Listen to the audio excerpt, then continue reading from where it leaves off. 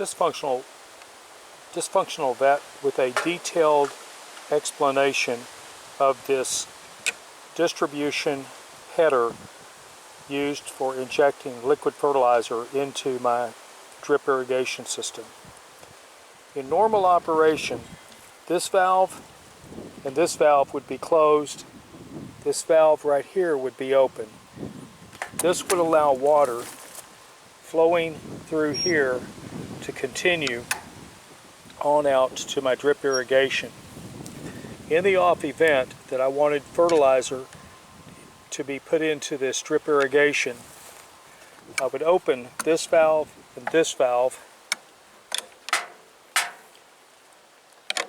and I would close this valve.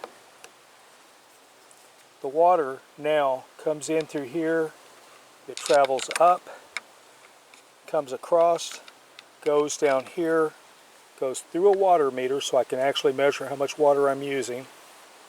It goes into a venturi where this is the high pressure side right here. The water goes into the tank. This is the low pressure side, so the water is being pulled off here so that the pressure will try to equalize. It flows up through this pipe and then back down into my drip irrigation. Currently all the valves are open, and that's just the way I leave it because I haven't put it into service yet, so all valves are open.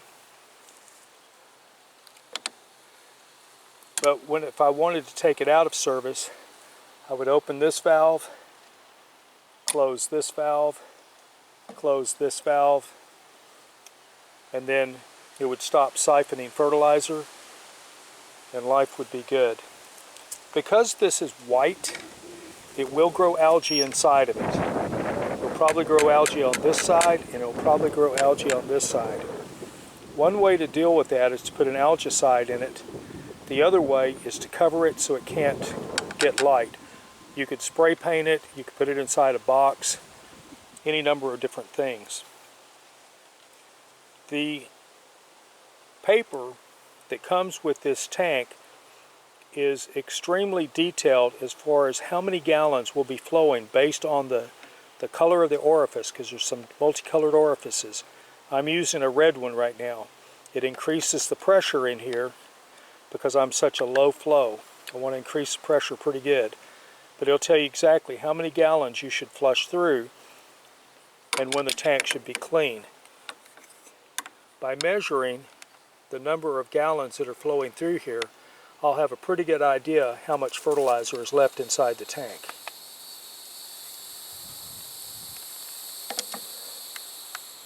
The ball valves, the tank, the water meter were all bought, and these barbs, these half-inch to half-inch barbs, were all bought on Amazon. Link in the description.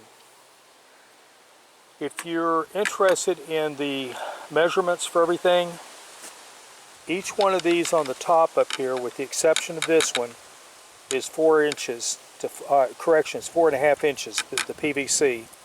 We're into a T with a 1-inch PVC that's gluing these pieces together. It's strongly recommended that you thread this piece to that first.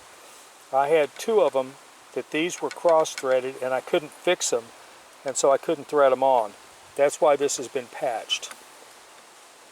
The other thing, if you look, I have a union here, and then I have unions across this, and I have unions across here. I can completely disassemble this thing, take it completely apart for winter and or cleaning as necessary, to include replacing these ball valves should that ever become necessary. When I built this thing, I built it with the idea of a long service life and being repairable. So, with that said, Dysfunctional Vet out.